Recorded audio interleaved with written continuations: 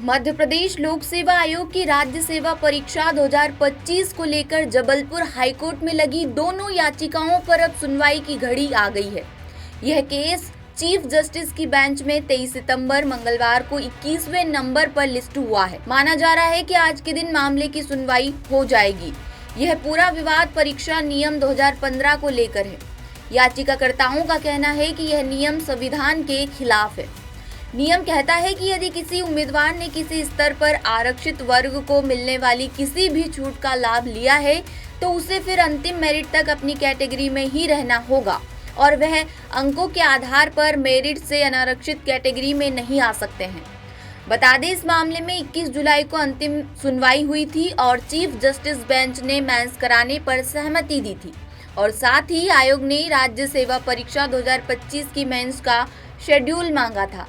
इसके बाद 2 हफ्ते बाद की तारीख लगाई गई थी जो 5 अगस्त थी, लेकिन इसके बाद यह केस लिस्ट पर नहीं आ सका। अब यह लिस्ट हुआ है। आयोग ने पहले इस परीक्षा को अक्टूबर महीने में ही कराने की तैयारी की थी, लेकिन हाईकोर्ट में केस नहीं लगने के चलते इसमें देरी हुई।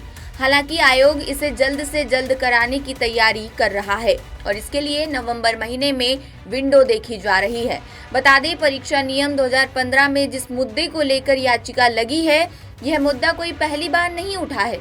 इसके पहले भी सुप्रीम कोर्ट अपने अलग अलग केस में इस संबंध में फैसला दे चुका है। और तो और सुप्रीम कोर्ट ने 9 सितंबर को ही त्रिपुरा हाईकोर्ट के एक आदेश के खिलाफ लगी याचिका में फिर दोहराया है और आदेश दिया है कि यदि आरक्षित कैटेगरी में कोई छूट ली है और भर्ती विज्ञापन में लिखा है कि छूट लेने पर उसे अनारक्षित में शिफ्ट नहीं करेंगे तो इसमें कोई राहत नहीं दी जाएगी और उन्हें संबंधित कैटेगरी में ही रहना होगा।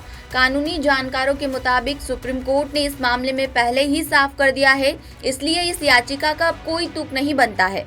दरअसल कानूनी जानकारों का मानना है कि सुप्रीम कोर्ट के पिछले आदेशों को देखते हुए हाईकोर्ट में लगी याचिकाओं का कोई आधार नहीं बचता।